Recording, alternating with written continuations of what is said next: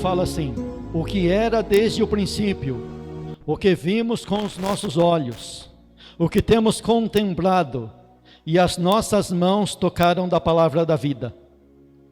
Porque a vida foi manifestada, e nós a vimos, e testificamos dela, e vos anunciamos a vida eterna, que estava com o Pai, e nos foi manifestada. O que vimos e ouvimos, isso vos anunciamos, para que também tenhais comunhão conosco. E a nossa comunhão é com o Pai e com o seu Filho Jesus Cristo. Essas coisas vos escrevemos para que o vosso gozo se cumpra. E esta é a mensagem que dele ouvimos e vos anunciamos, que Deus é luz e não há nele treva nenhuma. Se dissermos que temos comunhão com ele e andarmos em trevas, mentimos e não praticamos a verdade. Mas, se andarmos na luz, como ele na luz está, temos comunhão um com os outros, e o sangue de Jesus Cristo, seu Filho, nos purifica de todo pecado. Se dissermos que não temos pecado, enganamo-nos a nós mesmos, e não há verdade em nós. Se confessarmos os nossos pecados, ele é fiel e justo para nos perdoar os pecados e nos purificar de toda injustiça. Se disser que não pecamos, fazemo-lo mentiroso, e a sua palavra não está em nós. Ainda o versículo 1 e o versículo 2 do capítulo 2.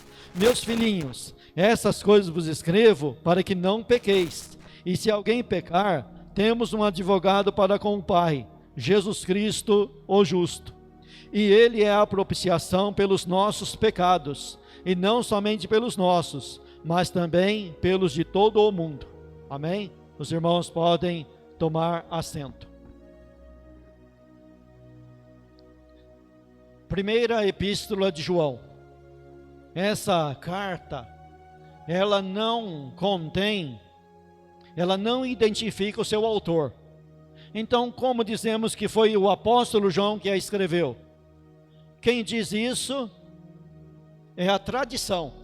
A tradição lá no passado, da igreja primitiva, da era patrística, os pais da igreja que viveram após a morte dos apóstolos.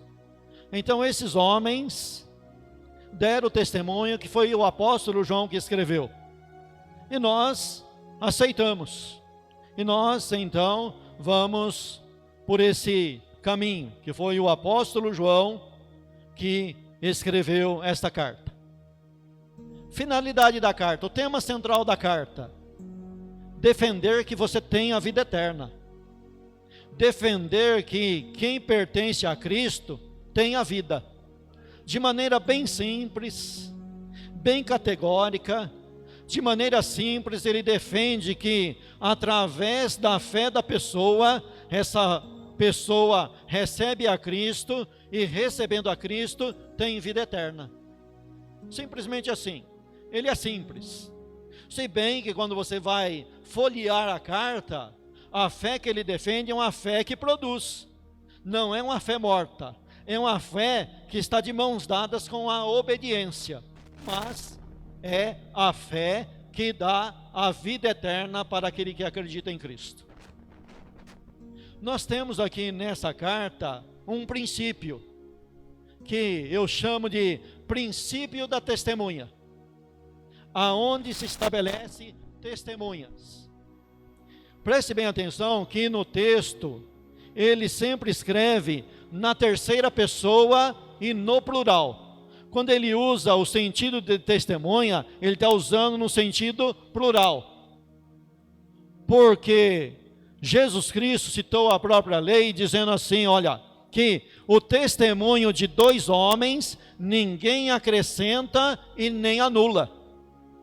Então existe um princípio que rege a carta e que também rege o mundo. Se você olhar para o mundo jurídico, aí no mundo secular, entre os juristas, o princípio da testemunha existe.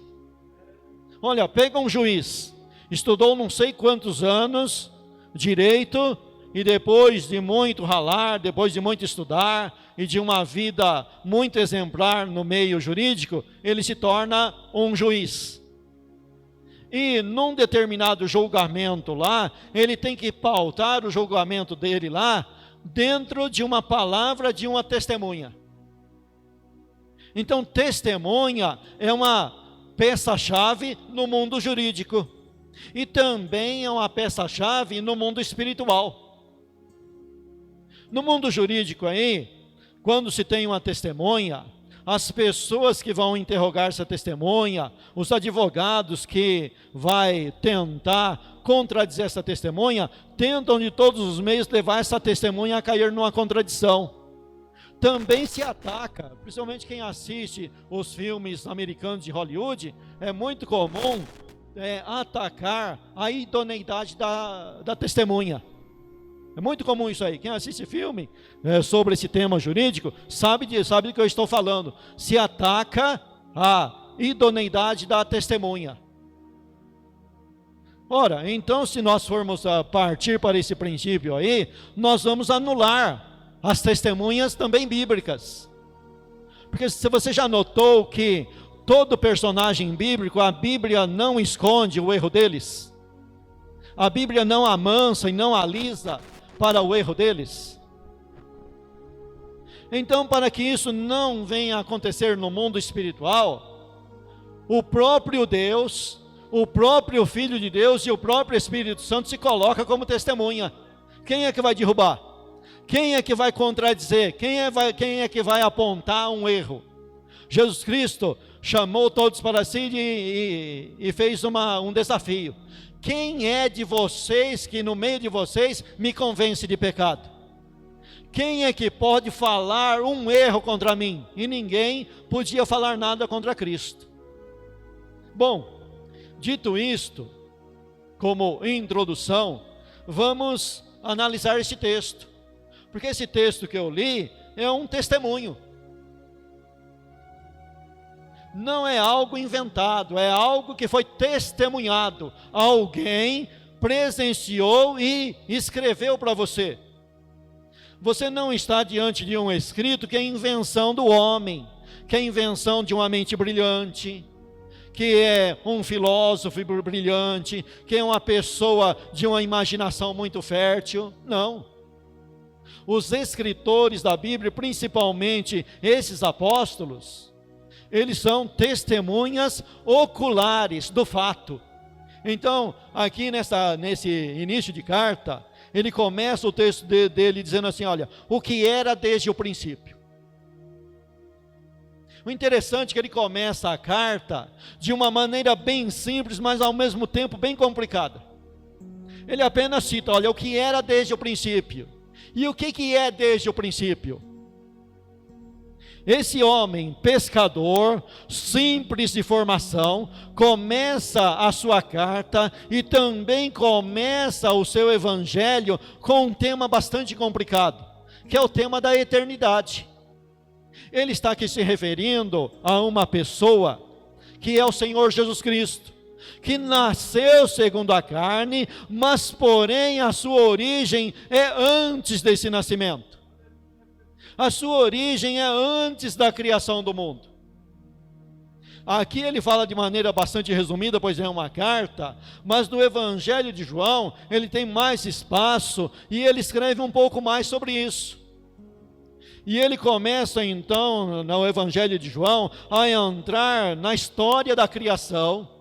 E ele diz lá que nessa história da criação, o verbo era Deus, e o verbo criou todas as coisas, e o Senhor Jesus Cristo é colocado no mesmo patamar do Pai, da mesma substância do Pai, da mesma importância do Pai, coexistente junto com o Pai. Então, antes que existisse todas as coisas, esse ser já existia.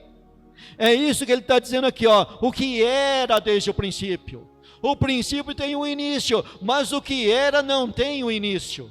Ele é criador, porém não é criatura.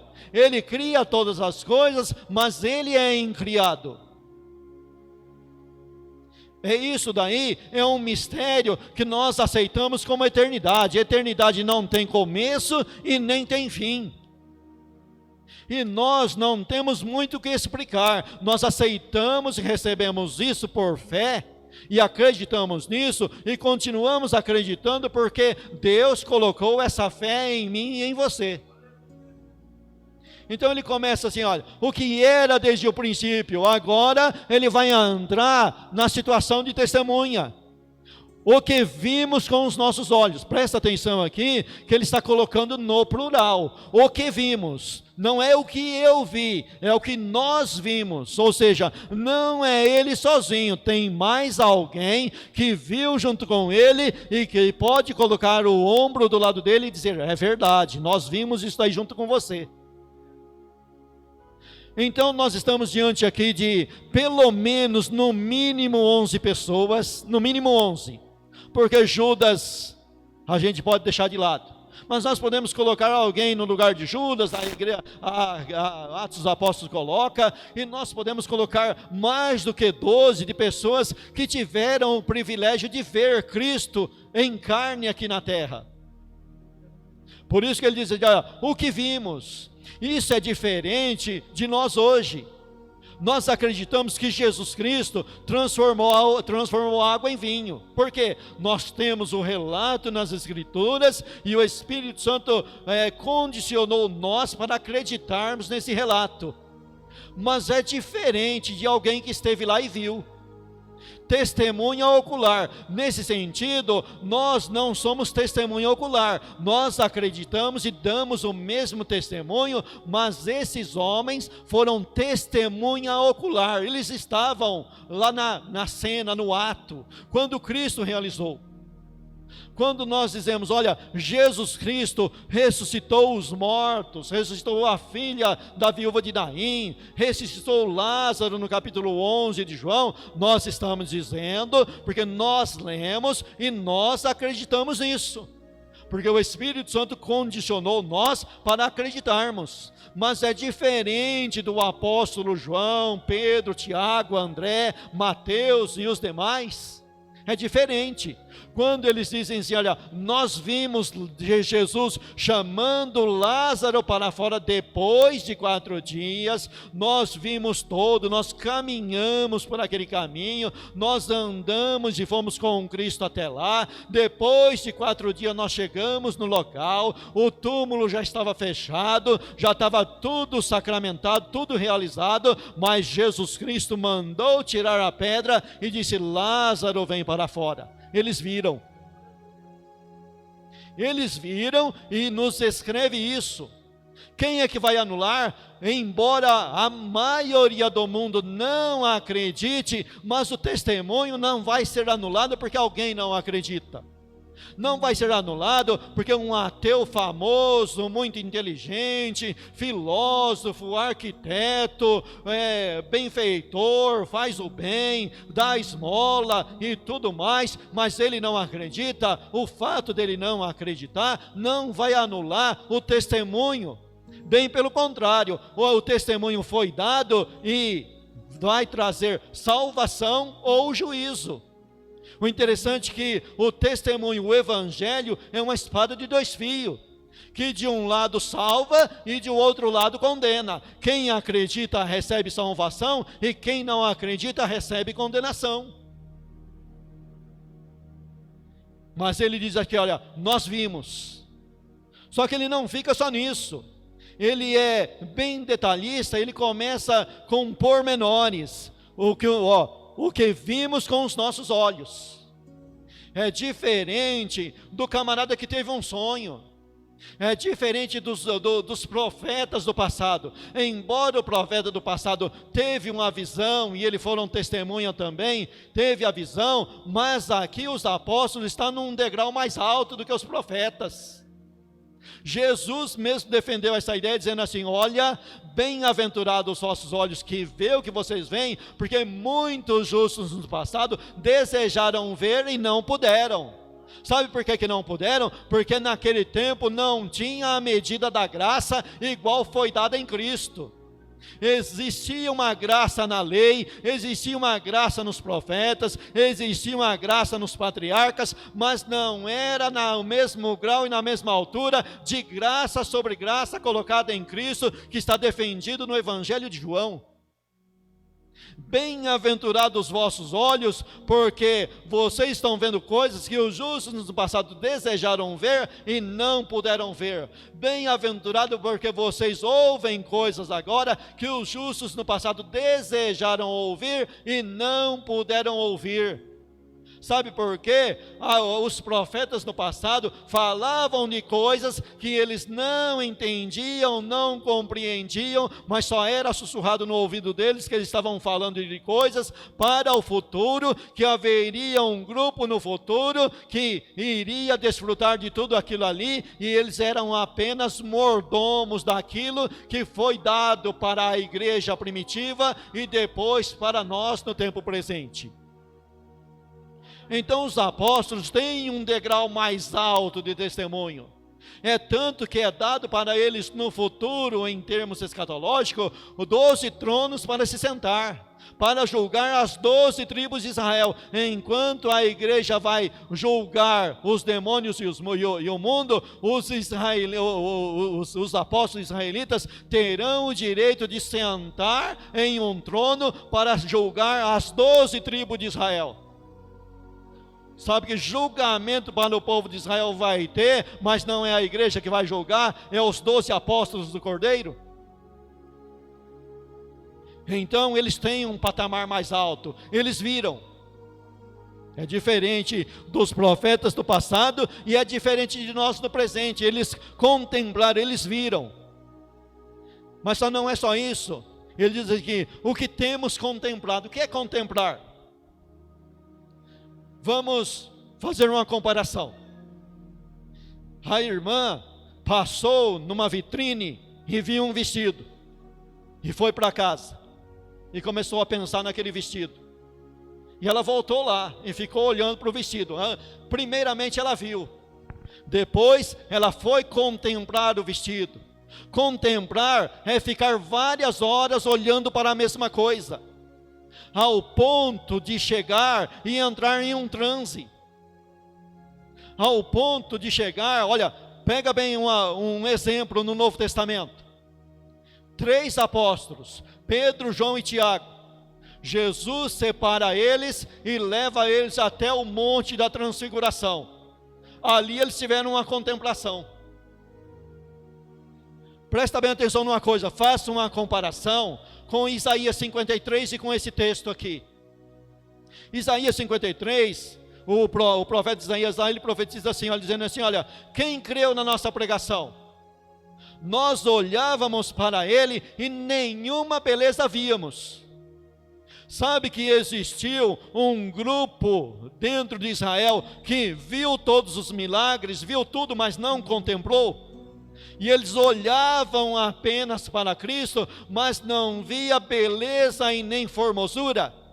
Mas quem contemplou, viu beleza e formosura em Cristo. É ir para um degrau mais alto, é ao ponto de chegar e entrar em transe.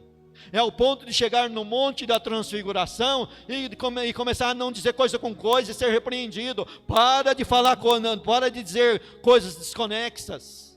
Eles viram a glória de Cristo, eles viram a glória futura, eles viram além da cruz, além do sofrimento, além da feiura imposta no corpo de Cristo, eles viram além disso, e viram a beleza do Cristo glorificado, e disseram assim, olha, é bom a gente estar aqui, vamos fazer 3 cabanas aqui, uma para ti, Jesus, outra para Elias e outra para Moisés. Eles entraram num transe tão grande de desconexo, que se esqueceram deles mesmos.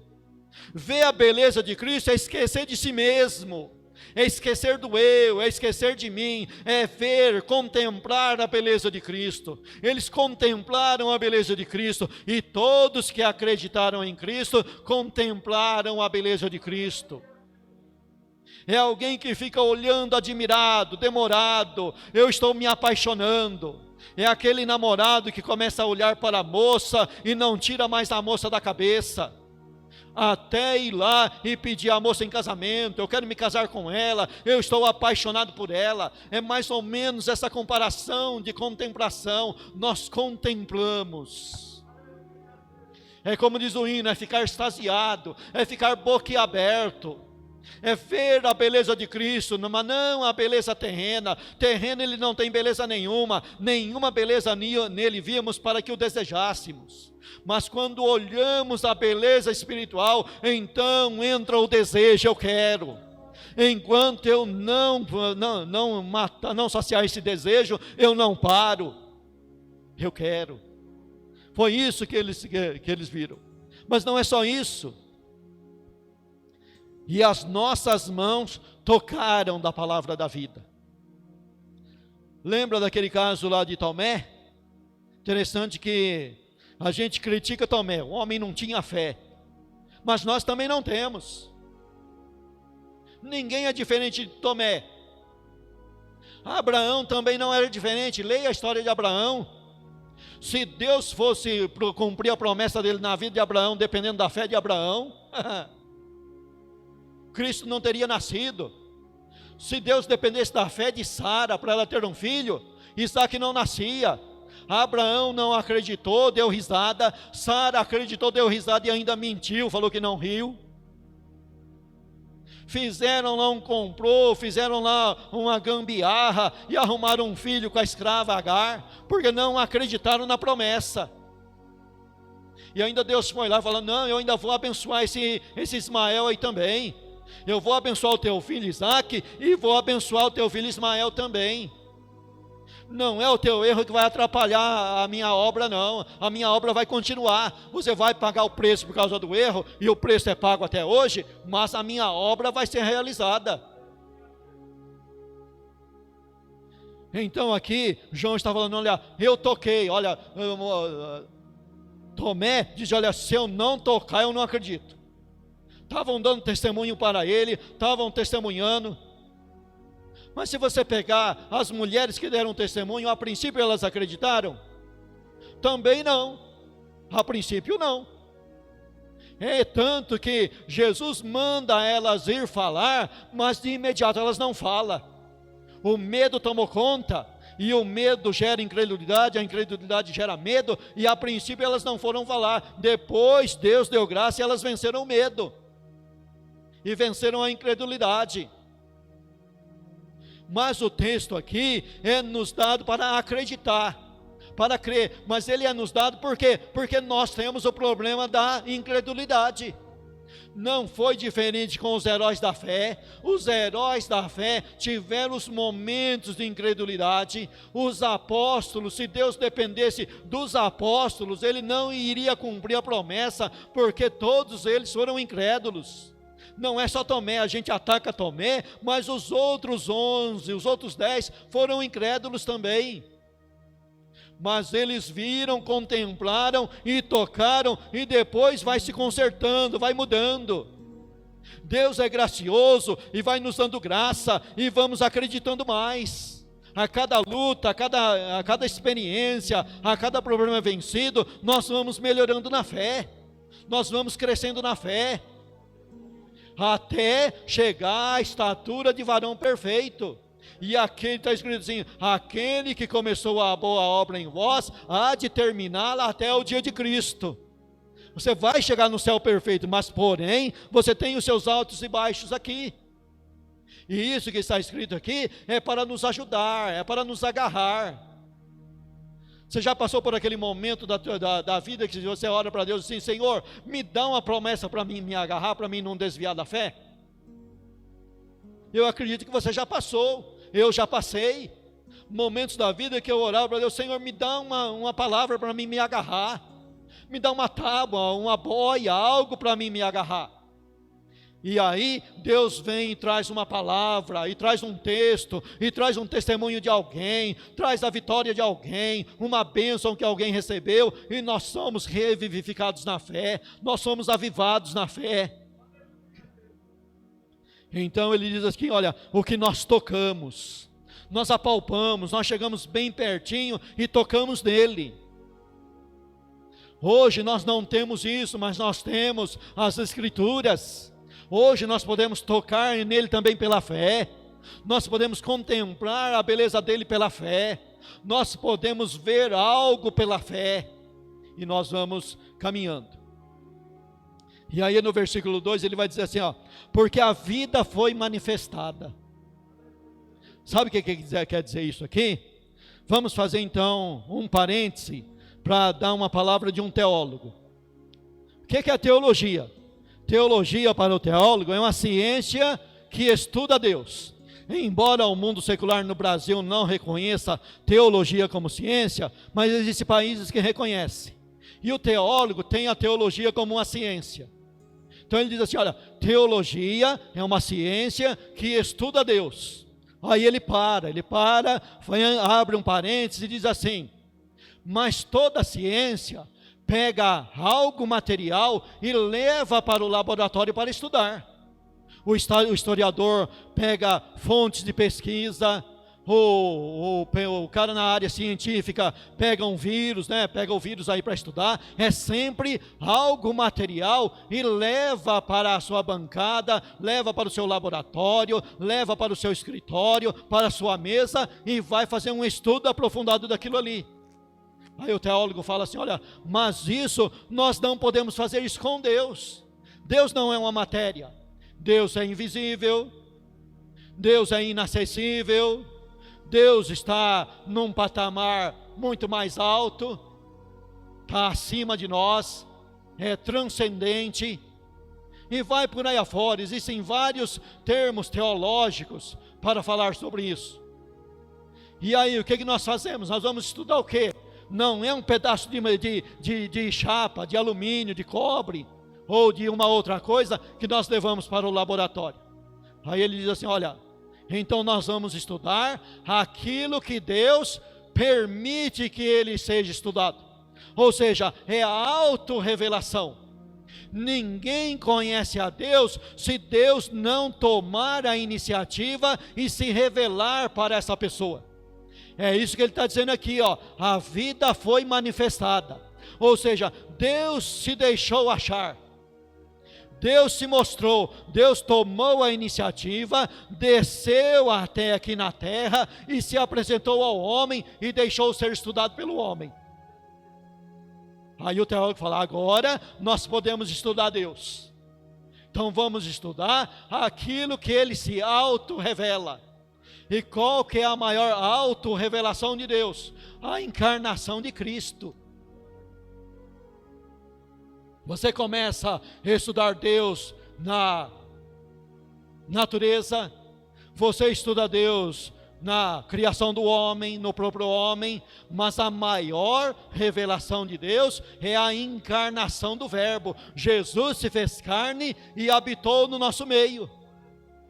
Aí João pega isso daí e fala, olha, ele se manifestou para mim, para nós. Não para mim, mas ele se manifestou para nós.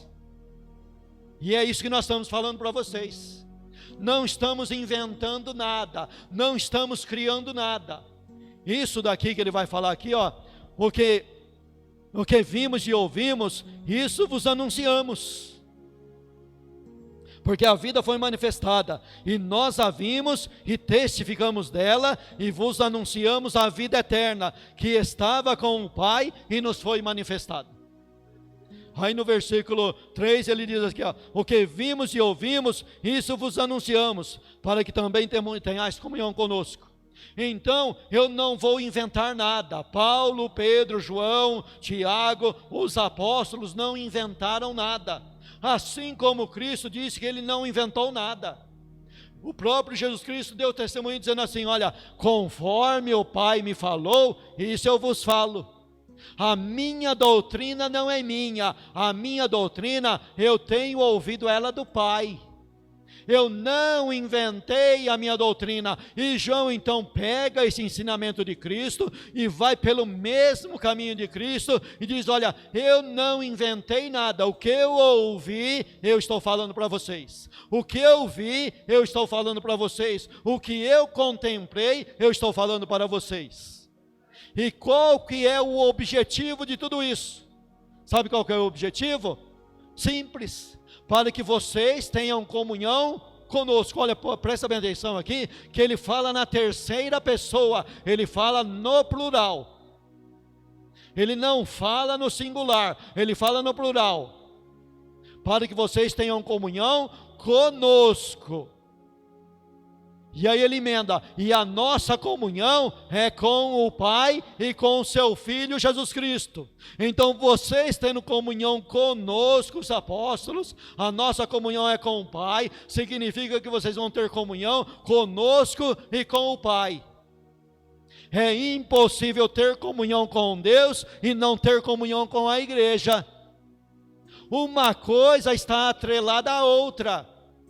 A minha comunhão com Deus depende da comunhão com a igreja. A igreja tem que ter uma comunhão. E comunhão, o que é comunhão? Ter tudo em comum. Então, olha, uma coisa difícil, bem difícil, é ter um pensamento coeso. Ter o mesmo pensamento. É lógico, cada um aqui tem a sua personalidade. Cada um aqui tem o seu grau de cultura. Ninguém é igual a ninguém. Você é diferente de mim e eu sou diferente de você. Mas o Espírito Santo vai trabalhar na minha e na tua vida para nos levar a um pensamento coeso. Tenhais um mesmo pensamento, pensai todos uma mesma coisa, haja no meio de vós um só batismo, haja no meio de vós um só Deus, um só Salvador. Existem doutrinas fundamentares dentro das Escrituras que ela não pode ser negociada, ela é inegociável. Existem doutrinas dentro das Escrituras que elas não podem ser barganhadas. Nós temos que aprendê-las e procurar ter o mesmo pensamento, o mesmo direcionamento. É difícil, mas Ele está aqui dizendo tudo isso para nos levar para uma comunhão. E essa comunhão tem que ser no mesmo pensamento. Nós temos uma fé comum. Nós acreditamos em um único Senhor, Salvador de todos aqueles que acreditam nele. Nós não podemos aceitar um outro intercessor fazendo uma obra junto com Cristo. Nós não podemos aceitar a pregação de Maria, dizer que Maria é igual a Cristo, que ela é uma intercessora. Nós não podemos aceitar um ídolo mudo no nosso meio. Nós não podemos importar coisas estranhas lá de fora e trazer para o nosso culto. O culto tem que haver um direcionamento, tem que haver então uma direção, uma comunhão entre nós. E ele está dizendo aqui, olha, estou escrevendo tudo isso daqui para que vocês tenham comunhão conosco. Mas se você tiver tempo, e nós não vamos ter tempo de ler a carta toda, mas na carta lá para frente, você vai entender porque ele está dizendo isso. Porque já se levantou gente lá com outro pensamento e dividiu a igreja, e dividiu o povo da igreja primitiva, e levou várias pessoas a não acreditar em Cristo, a não ter o mesmo pensamento, a não ter a mesma doutrina. E acontece diferente hoje.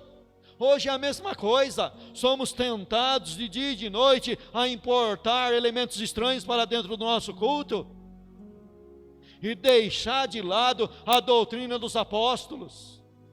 Mas continua o testemunho dele, a nossa palavra é para a comunhão de vocês, é para a comunhão de vocês conosco e com Cristo Jesus. E aí ele vai dizer no versículo 5, e esta é a mensagem que dele ouvimos e vos anunciamos, que Deus é luz e não há nele treva nenhuma. Tem uma doutrina fundamental nas Escrituras, que a própria Escrituras, ela defende e nós defendemos, que ela é inerrante, as Escrituras não contêm falha. E o Deus das Escrituras, nele não há sombra de variação. Ele é o mesmo ontem, hoje e eternamente. Ele é luz e nele não há trevas. Embora ele seja o Criador das trevas, mas nele não existe trevas. E quando falamos isso daí, dizemos assim, olha, nele não existe nenhum erro. Ele é 100% perfeito, perfeição. Existe uma perfeição em Deus. Deus é perfeito, e nós temos que reconhecer que nós somos imperfeitos, mas temos um Deus perfeito, e não podemos atribuir a Deus falta alguma, e nem aceitar a atribuição de falta ao nosso Deus. Embora nós reconhecemos que os apóstolos, e a Bíblia não esconde o erro deles, e nós temos erros, e temos que dizer que a igreja não é perfeita, eu não sou perfeito, o meu ministério não é perfeito, mas nós temos um Deus perfeito, e temos que acreditar que esse Deus perfeito vai levar para si uma igreja perfeita, embora não seja perfeita, mas haverá uma transformação total na vida da igreja, e ela chegará no céu totalmente 100% perfeita, como está escrito, sem ruga, sem mancha e sem defeito algum, como uma virgem apresentada para o seu marido, sem erro nenhum, sem nada. E aí ele vai dizer assim, se dissermos que temos comunhão com ele e andarmos em trevas, mentimos e não praticamos a verdade. Veja aqui que o apóstolo João, ele defende uma fé simples, mas ao mesmo tempo essa fé simples é complicada, porque essa fé simples está de mão dada com a obediência. Ele diz aqui, se o camarada decorar um sermão, um discurso moralista, isso não significa que ele é isso daí que ele está falando, que ele está pregando. Ele tem que provar em vida o que ele está pregando. Misericórdia, moralista é uma raça, olha, se tem uma raça que você tem que odiar, é moralista. Moralista é uma praga, te engana. Você acha que ele vai ser o paladino agora que vai resolver todas as coisas, e aí você coloca esperança nele, aí quando ele erra, você cai junto com ele. Moralista é uma desgraça. Moralista é uma praga. Mas ele defende aqui, olha, se você começar a falar que tem comunhão com Deus, então você tem que provar. Você tem que andar como ele andou. Como é que Jesus Cristo andou? Jesus Cristo aqui é o nosso modelo. Deus aqui é o nosso modelo. Deus não tem defeito. Jesus Cristo andou sobre a terra e não cometeu um único deslize. É esse o nosso modelo. E é isso que nós temos que colocar como modelo e procurar ser imitador dele. Nós temos que imitá-lo. Nós temos que partir para a imitação. É isso que está escrito, e nós temos que pegar as escrituras e ir atrás desse objetivo. Temos que ter esse objetivo. Qual que é o meu e seu objetivo? A santificação. Deus não chamou nós para a prostituição, para o erro, para o roubo, para a vida errada. Deus nos chamou para a santificação. O desejo de Deus é a santificação da sua igreja. E nós temos um compromisso com a verdade. Eu e você temos um compromisso com a justiça. E dentro daquilo que nós já alcançamos, nós temos que andar de acordo com aquilo que nós já tivemos entendimento. Antes era normal e você fazia o erro, hoje já não. Antes a prática do pecado era uma lei na tua vida. Você vai ver um pouco mais na frente da carta ali, que existe uma lei do pecado na vida dos pecadores.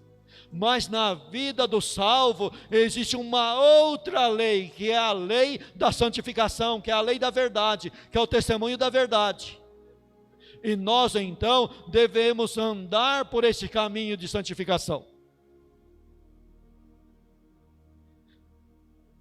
Se dissermos que temos comunhão com ele, versículo 6, e andarmos em trevas, mentimos e não praticamos a verdade. O que é praticar? Praticar é um exercício.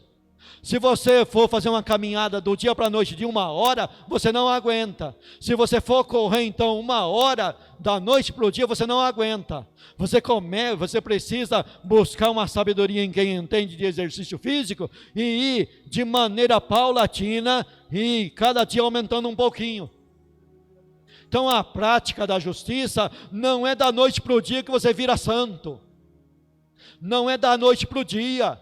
Embora a conversão vai lá e faz uma grande mudança na vida do cara, mas ele não se torna 100% santo da noite para o dia, e nem vai se tornar nessa vida 100%. É uma prática.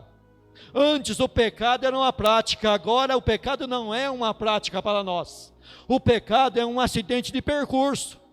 Alguém estava caminhando e tropeçou, não enxergou e tropeçou, mas logo viu que tropeçou, e vai lá e se conserta, e pede perdão e confessa. É isso que o texto aqui ensina a gente. Ele fala aqui, olha, se nós dissermos que nós não temos pecado, a gente está mentindo. Então precisa reconhecer o pecado, reconhecer que errou, ir lá confessar o pecado, e na medida do possível fazer restituição por causa daquele pecado, se for caso de restituição. Porque tem gente que peca contra você e nem perdão pede. Pega o exemplo de Davi. Davi cometeu um pecado bravo lá, e ao invés de se arrepender, ele foi lá e fez uma coisa pior para encobrir aquele pecado. Ele fez um ato de adultério, aí a mulher engravidou. Ele, opa, agora estou perdido, então o que eu vou fazer? Vou chamar o marido dela da guerra, para ele dormir com ela. Mas não deu certo, o camarada veio, mas não foi dormir com a esposa. E aí, então vou fazer o seguinte, para me livrar dessa bucha aí, escreveu uma carta para o general, para o capitão lá, coloca esse camarada, esse soldado na frente da batalha e desampara ele, sai da retaguarda e deixa ele morrer.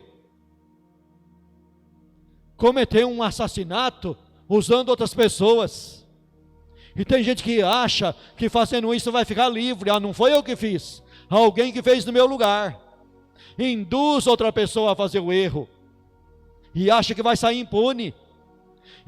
Mas aí a consciência apertou, aí ele escreve o Salmo 51, aí ele escreve o Salmo 32, dizendo, olha, começou a roer como granguena nos meus ossos, eu comecei a ser despedaçado.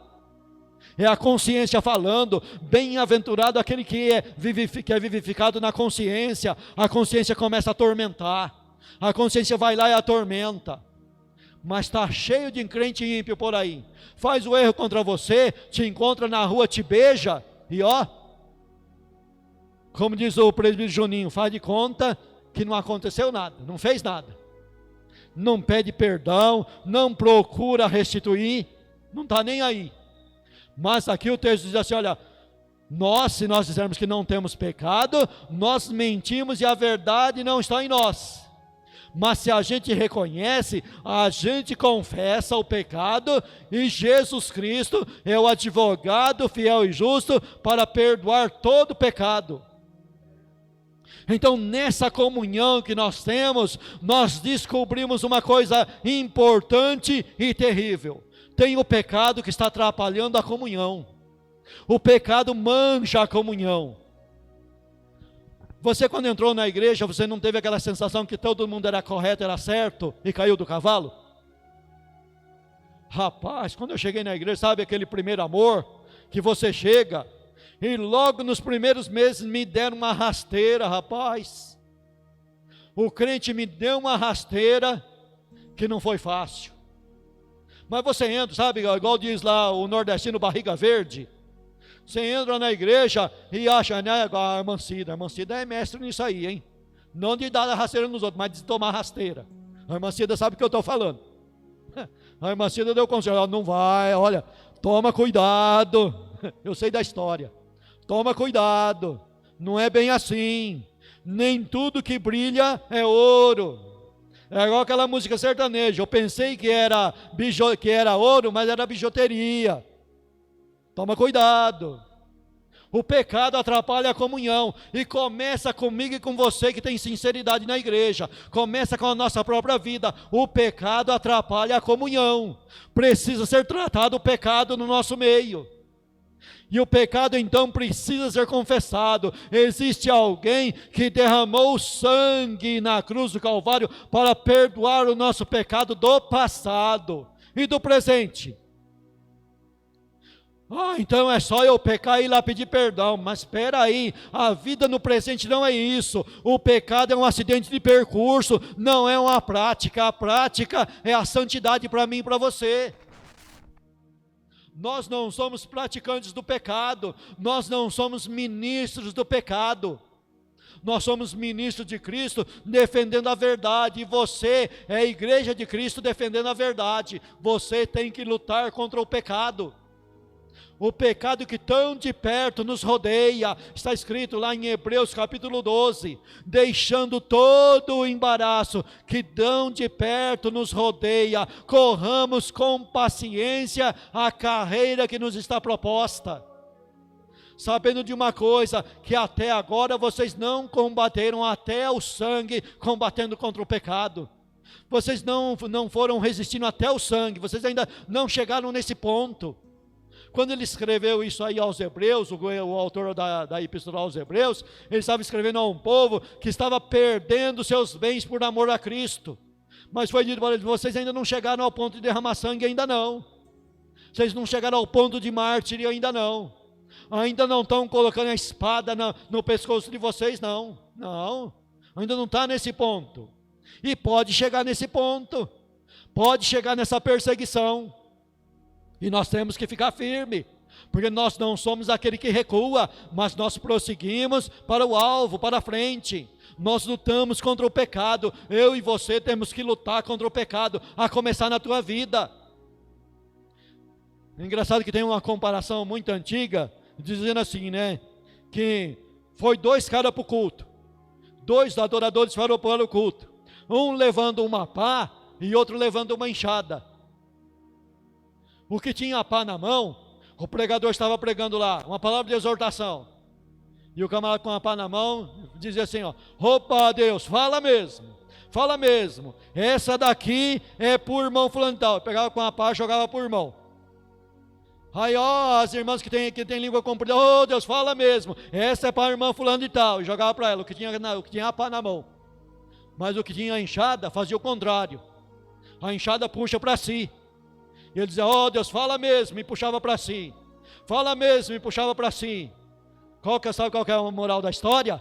Não aplique a palavra ao teu vizinho, e muito menos aquele que não veio no culto. Aplique a palavra para você. Venha na igreja com a enxada e não com a pá. Puxa ela para você. Essa palavra é para mim, essa palavra é para você. Não é para o meu irmão, não é para o pastor A, não é para o irmão que não veio. Se fosse para ele estaria aqui. É para mim e para você. Então, confessemos os nossos pecados, porque nós temos um advogado. Por enquanto ele é nosso advogado. Um dia ele vai se sentar no lugar de juiz, e aí ele vai falar: não, agora não. Quando você teve a oportunidade do advogado, você não quis. Agora eu vou ser juiz, não tem conversa. Quando ele vestir a toga de juiz, ele é juiz. Agora ele está no lugar do advogado. Aquele que está colocado para te defender, ele é colocado por Deus para te defender. E nós não vamos explicar aqui a palavra propiciação que eu li aqui, que toma muito tempo. É um tema para falar à parte, amém? Que Deus te abençoe e te guarde. Jesus Cristo é a tua propiciação. Jesus Cristo é o teu advogado. Que Deus te abençoe e te guarde, amém?